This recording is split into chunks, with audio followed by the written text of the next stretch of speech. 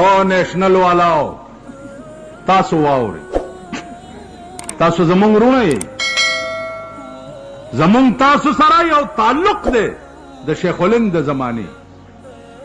په سن 84 کې باچا خان د دلی په پارلیمنت کې دا مقاله اورولې وه چې د شیخ الهند مونږ درې سپایانو دا مولانا مجاهد ناست وه که نه دا را سره چې مونږ د شیخ الهند درې سپایانو یو میاں عزرګل صاحب او یو د تورمزو حاجي صاحب او ویل یو زوم مونږ براتلو او د شیخ الهند هدایات به مغستل او په صوبه سرحد کې بم داغه د هدایاتو مطابق د انګریز خلاف کار کول نو د نیشنل والا استاد په سیاست کې څوک دی مولا دی ما نه دی چل زده که اوس ما ته چل خې تا خو چل ما نه زده کړې دویم نمبر استاد بیا څوک مولانا حسین احمد مدنی رحمت الله ما لیدلو چې د کوواټ نه راتلو مولانا مدنی او د کوواټ روډ په چونګي باندې دا باچا خان په ځمکه ورته ناستو انتظار یې کول نن هغه مولا ته ته وایې چې دا مولا پکې لا چا کړي دا مولا زما مخکې ولی خان ویلی دي ما ته دروغ نه وایم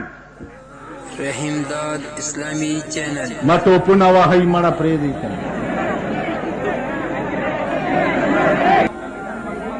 نیشنل والاو ته ضرورولۍ لاس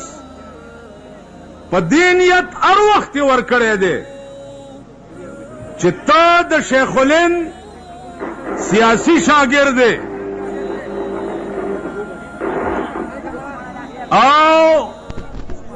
زه د شیخ الهند مذهبي شاګرد یم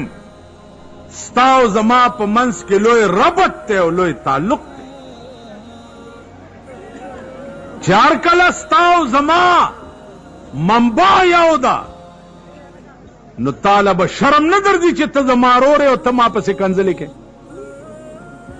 یو سړی چې په خپل رور لمن راړی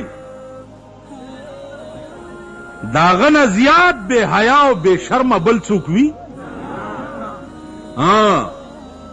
دا سرې ټوپۍ چې په 2 روپۍ اغستي او تاسو له در په سر کړي دي دا به زه درته والم درته به په سر کم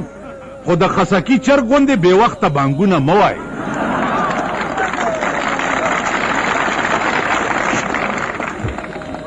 دا ټوپڼۍ در په سر کړي دي دا واورئ دې ټوپۍ لاندې ووټ نشته مولانا مجاهد ته به تاسو څنګه ووټ نه ورکوئ چې چا ټول عمر د مولانا حسین احمد مدنی ګاټ پاتې شوی دی او ټول عمر هغه له پڼې سمې کړي نو باچا خان ورته په ځمکه ناستو اخو لوی سړی و چا چې ټول عمر د مولانا مدني پڼې سمې کړي دي او ورته یې ځای جارو کړی دی هغه ولاړي او هغه له ووټ ورنه کوي تاسو به آخرت له ایمان څنګه وړئ بیا علما ما پرون لیده په ثوابای کې ژوندي زبرګان ولاړ دي ژوندي یو بزرگ پکې د مولانا ذکریا صاحب شاګرد ولاړ ز ذکریا صاحب شاګرد نو زما عزیزانو عرض میں داو چې دا علما تاسو ته ژوندي بزرگان ولاړ دي تاسو به د خپل ملک روایات خرابوي نه بل دا چې نن جنډې تاسو ډېرې پاکستان د جنډو میله جنډې دي او جنډې دي او جنډې او دا پختنه مو کوي چې دا د مولیانو جنډه د چا جنډه ده دا د جناب محمد رسول الله جنډه ده رحیم داد اسلامی چینل جنډه هغه ده چې د پیغمبر په دارالحکومت ولاړه وه دا هغه جنډه ده چې د احد او د بدر په جنگونو کې استعمال شوې ده دا د کتاب خبره ده چې د پیغمبر جنډه وه مثل النمره مثل النمره تپوس د علماو نه بیا وکئ چا کتاب او صفا او حدیث دا درته وښیي چې د پیغمبر جنډه موجوده وي